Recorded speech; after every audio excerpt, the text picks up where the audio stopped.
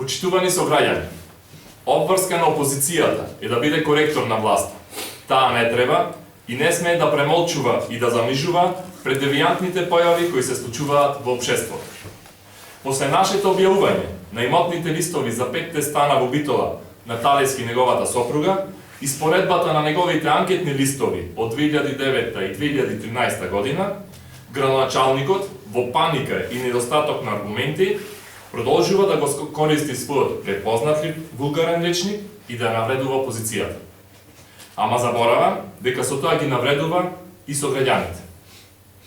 Поради нашиот сомнеж, кога и како го стекнал имотот, ние поставивме советнички прашања, чии одговори Талески упорно ги избегнува. Со оглед на тоа дека до денес не добивме јасни и реални одговори, ние уште еднаш прашуваме. Како Талески за кусо време успел да го зголеми семејниот имот за 6 милиони денари? Во исто време, како успел и да заштеди 3 милиони денари? Како неговата сопруга за само 4 години успела да купи стан од 2 милиони денари, накид вреден 360.000 денари и дополнително да заштеди 760.000 денари? Градоначалникот е должен да одговори на овие прашања, бидејќи битолчани кои го полнат буџетот на општината тоа го заслужуваат.